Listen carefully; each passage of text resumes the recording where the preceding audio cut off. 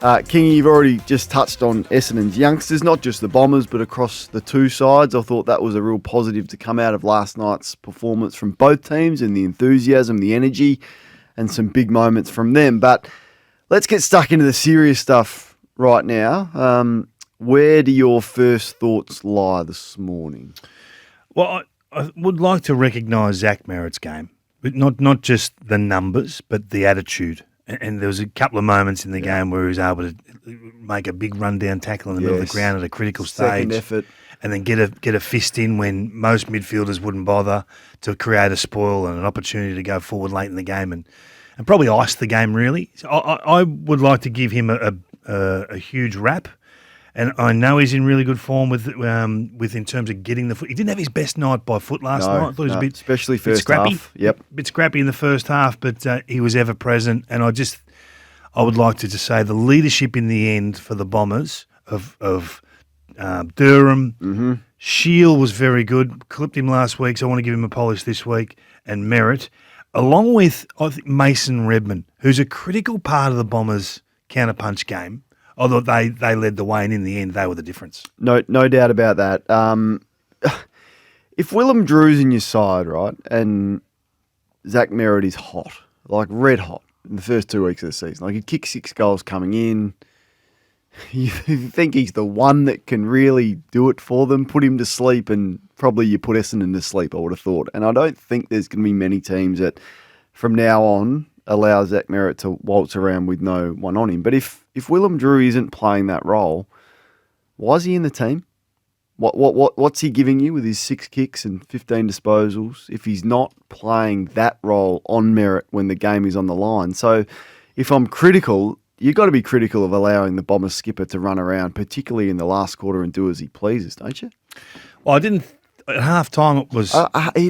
But I don't think it matters. Like, the threat of Merritt is there. And if Drew's playing, what's his role if he's not playing that role? Yeah, see, I'm not. If I'm talking about the Port midfield, Drew's the least of my discussion pieces. No, we can get to the more pressing pieces, but you just touched on Merritt, and I thought, well, you're going to allow him to just run around and do as he wants. Is he just a tagger now, though, Drew? I don't know. I don't know what he. I'm not exactly sure what he is. Because it's going to be hard work for him to get midfield minutes when Butters comes back, and Horn Francis and Rosie, and Ollie Wines is in reasonable form. And Meads sort of jumped up, and they clearly like him, and I thought he had some really nice moments last night. But if Drew's playing, what's he playing? Is he not playing as a half forward? Are you going to lock him away and put the best player from the opposition to sleep, or run around and try and get the footy? Because if you're playing midfield and you're getting 15 touches and 6 kicks in a game of football, everyone's getting 30 as midfielders now. So that's a question I would like to pose. I like the discussion piece. So I think the best coaches, their first protocol is to take away something from the opposition, whether it be ball movement or gum up their opposition's forward 50, or take away a star factor player, whether it be a half-back flanker or a midfielder. Not really sure what Port took off Essendon last night. It was a shootout, and it was an awful shootout for the first half. It was circle work. Yeah, wasn't it? And I just think any level, and even early, like I thought the Bombers were there for the fight early. He started his best, most competitive midfielders on ball, centre bounce straight up. So Caldwell's there, Merritt's there, Durham's there. Bang, we want a response, we got a response. And you think, well, that's going to last for 10, 12 minutes, which it did, but how sustainable is that? And I thought once Port Adelaide saw that off, they controlled the game. But any level of pressure that was risen upon them, the amount of handball errors last night, some decision-making, basic handball errors. You looked at this, you go, this is an ordinary football side. That's what I think. Both sides are pretty ordinary, but in the end, Port Adelaide were more ordinary than Essendon, and Essendon's last quarter, particularly their work rate, their outnumber, their contest stuff was excellent. I just walk away going, Port Adelaide are just a bang average, bottom 6 ordinary team. Yeah. Look, I agree with that. And trending lower than that. Yeah. We're not going to talk about the handover. We had Chris Davies on last week, and I promised him I wouldn't bring it up. But no, but it's not a great job to be handed over, no, is it? It's not. It's not like a Western Bulldogs. You've got, if Luke Beveridge has had enough, it's not like you've got Sam Darcy and these young guns coming through and the list that they've got at the Dogs. That is a great job to get. Port Adelaide's is not that desirable, I wouldn't have thought. In 12 months' time, you're going to have to sell a reason for Butters to stay. What's he seeing? What's the growth in this group? Is it tracking towards a premiership? Is it, or is he be thinking, or is now the time to jump? Is now the time to come home? Yeah, and the other flip side to that is you've got to sell it to Nasai Wanganeen-Millera and other players that you'd be looking to probably come in. If you're Wanganeen-Millera, you're going, well, I don't know, I can probably get my 1.2 at the Saints, or I can go to Port Adelaide, which is on the upward, which is on the. These are all the decisions that you're going to have to make. So that's the other flip side to that. People wonder what you're talking about with the shootout. It was a shootout in terms of ball movement. Oh, absolutely, yeah. they just couldn't convert in front of goal, and there was only one forward on the ground that was lighting up. Georgiades had a fantastic start to the game. Yeah. Ripped Mackay apart. Ripped him. Ripped Ridley apart. And then they went to Reed, and I thought, oh, this will be interesting because it's been a little bit hit and miss. And the last couple of weeks, I know the ball's come in at express speed, but he hasn't looked to dominate the correct or the take away the dangerous space as a defender. He did that last night. Mm-hmm. I was wrapped with his game, and you get a couple of people on Twitter that really stick up for him, and I'm glad they did persist with him. I would have loved to have seen Lewis Hayes get an opportunity. I think that he's ready for AFL footy.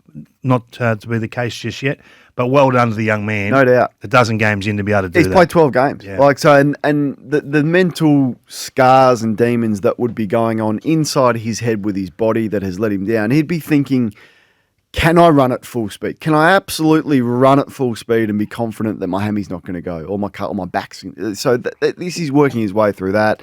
I thought his positioning was really good. When he needed to be spare, he was spare. When he needed to embrace the contact and shut Georgiades down, he did. So, I mean, the issue is still there for Mackay. Some of his edits.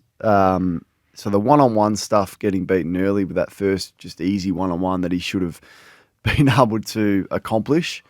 And then the stuff on the lead, he doesn't know when to hand over. He's a liability when they ask him to be free behind the ball. Physical enough. He can't get involved in their ball movement either. So that's a huge elephant in the room. And had Essendon lost that game of football last night, it would have been a major talking point once again for their $1 million man back there. So, yeah, that's not an issue that's going to be going away for them, I don't think. So forget the pay for a moment, right? Just the function, just the job he's got to do. Your role is to be the big presence down back, the intercept marker. He's not only got to get him, he's very good when he's in one-on-ones. He's just rarely in them. But he wasn't like I know, a genuine one-on-one early. So does he need to play further? Does he need to get him out of the goal square for a while?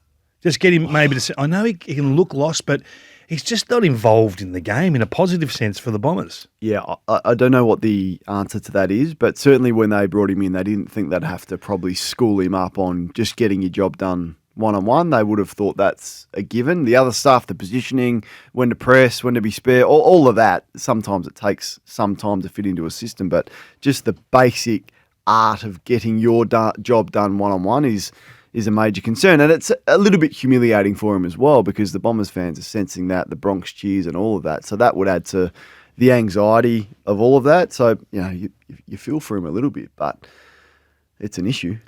So where do you sit with Rosie and Horn Francis' performance last night? Durham was just extraordinary. Midfielders now who have, they're just not used to any attention.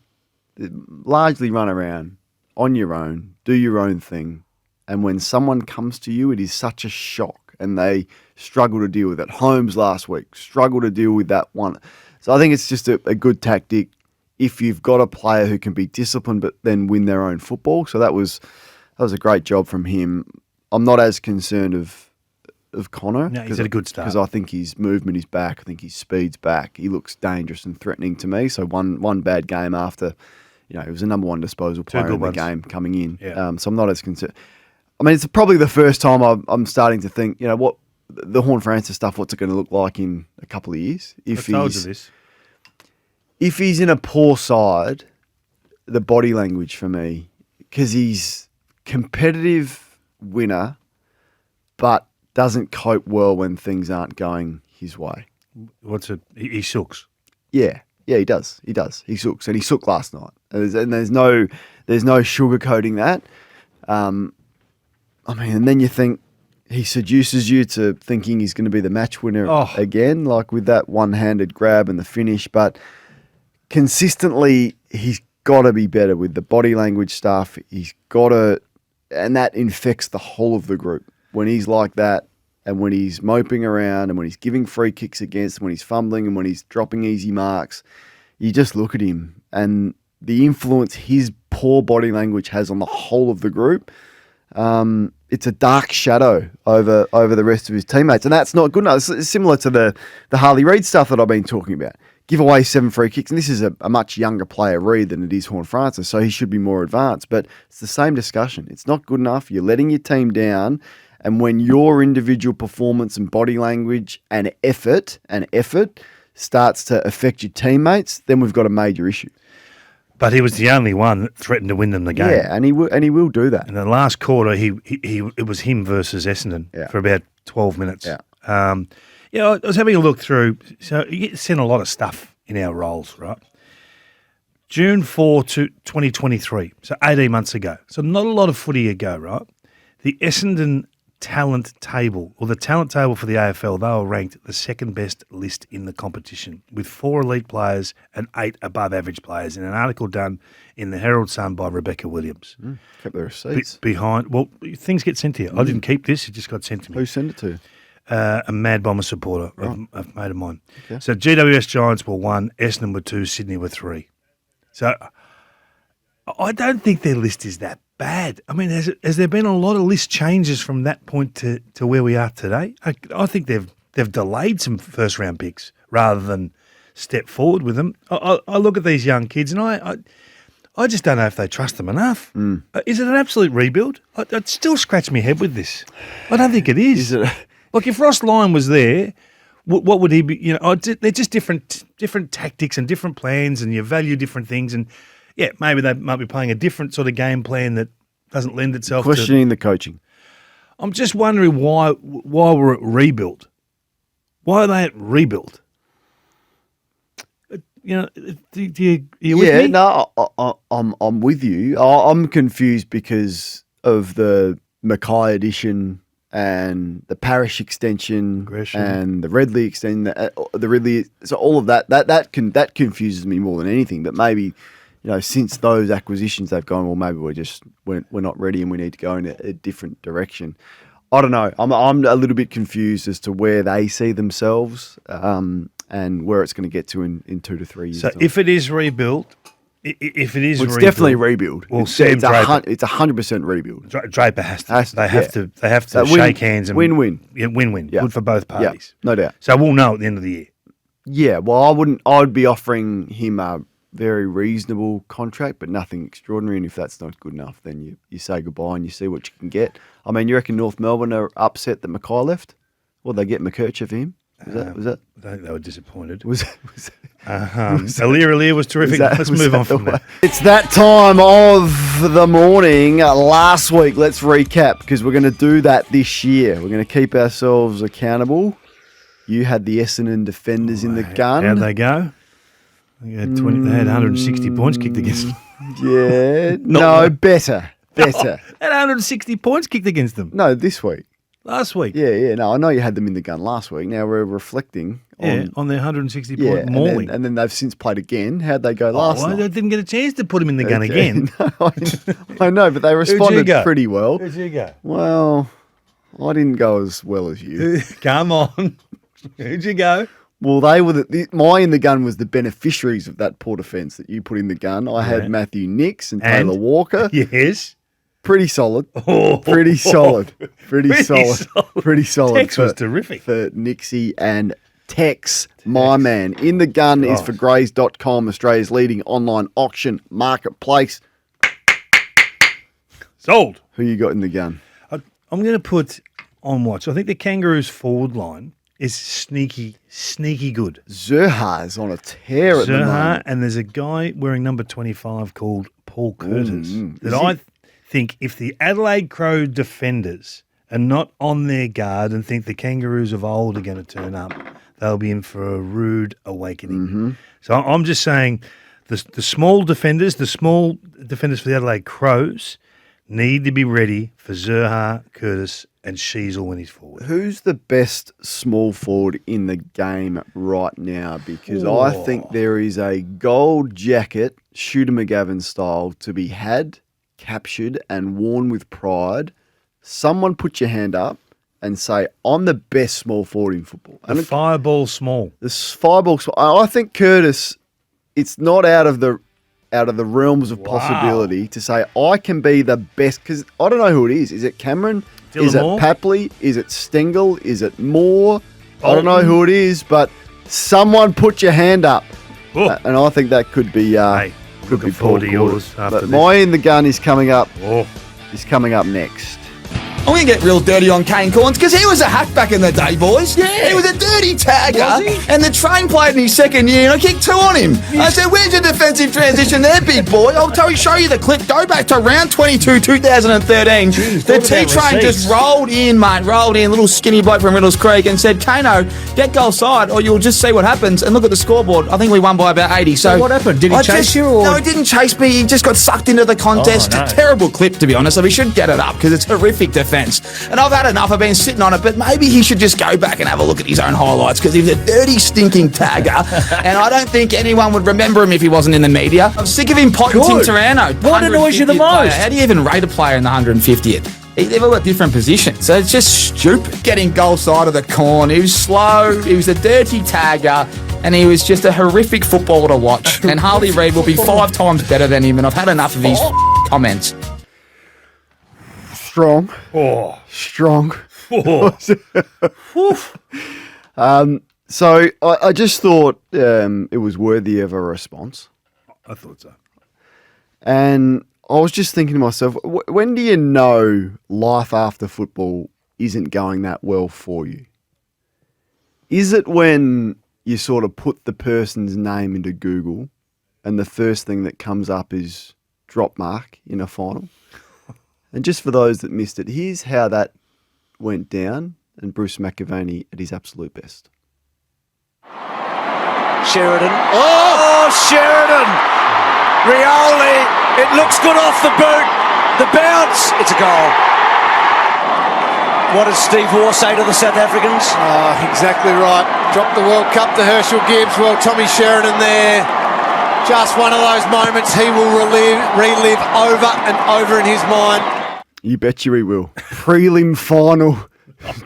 A dropped mark that you can't drop. So look, I'm happy to be criticised by the likes of Dane Swan. And like if Gary Ablett Jr. wanted to have a say on my career, or Sammy Mitchell wanted to have his thoughts, or Simon Black, I'm probably not going to cop it from an 83-game park footballer.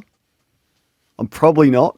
Whose one career highlight was dropping an absolute soda in a prelim final, which cost your team the game. I'm probably not. What were you doing tagging him? Well, I don't know if I was. So this brings me to my next point. When do you know life after football is completely off track? When you bring your own highlights, and maybe there is only one highlight. And when you play against a side that's got Neil and Barlow and Fife and Stephen Hill, I can tell you who I wasn't tagging. It was a 10-game Tommy Sheridan who was averaging 8.7 touches. That's who I wasn't tagging. When do you know life's not going well after football? Number 3, when you're on a podcast that actually costs you money to make. So when it's costing you money to put out a podcast, and I've had a look, what's it called? It's called the American Aces. American Aces. So sorry. I thought, you know what, I'd go through the rankings of the podcast. There's no way this is making any sort of revenue. It's costing them money. I was like looking through, so you can't be serious with Sammy Newman's got it covered. Shaped by Trent Cotchin is at number 7's got it covered. The Rabbit Hole with Gary and Tim's got it covered. Real Footy with The Age. Mick Malloy and Titus O'Reilly's ahead of it. The Sounding Board, clearly very good podcast. I had to scroll down to, the Inside Running podcast has got it. Vossi and Brandy. I had to go to the hundreds before it even gets a mention in the podcast. In the podcast ranking. So life is going difficult. When do you know it's going poorly after football? Number 4, when you finally get a gig on TV. Like you finally get a gig on TV, a late night show. that doesn't quite last 12 months, and that gets cancelled. So for the park footballer, life's not going that well for him, I wouldn't have thought. I want you to block these guys out now. No, I thought it was worthy of us. Like, it was pretty strong. 100%. I thought I needed to have my say. I like that. I like the fact you're prepared to engage, but I just think it's become a sport having a go at you, and I just think it's unhealthy for us to keep going down this path. But I thought in the gun, I thought it was worthy of me. When you get I do enjoy Bruce doing the call. criticised like that, I must say, Oh, Sheridan! that does excite me. he'd be flat with the Google ranking though. Like you actually put his name, and he's hoping it's got his podcast comes up, and the first thing that comes up is drop Mark in the prelim final. I did think it was strange that you were tagging him. I thought, gee, I don't remember. I don't know if I was, but Yeah, anyway, it was a good highlight for the 83 game park footballer. Grays.com, Australia's leading online auction marketplace. It's easy to buy, and I hope he doesn't bring those alongside him down with him as well. I thought Daisy could have supported you a fraction more. No, I would that's hope you would, okay. you would support Daisy me. was having a laugh. I hope you would support me a bit stronger. No, I wouldn't. You I would? wouldn't. Agendas for Signet. Stay powered 24/7 with Signet AFL Club Power Banks. A special guest for the agenda. Yes. Thingy. We just want all the Order. facts. He's got the gavel.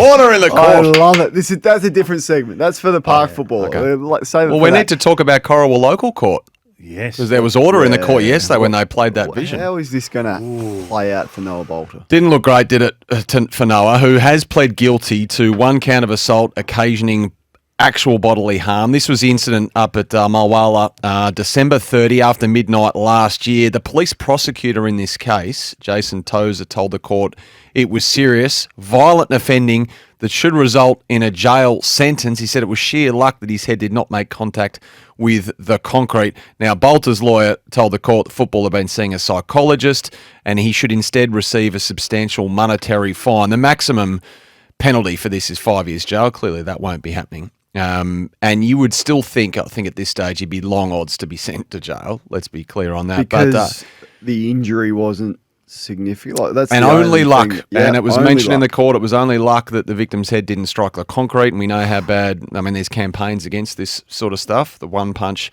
can kill message.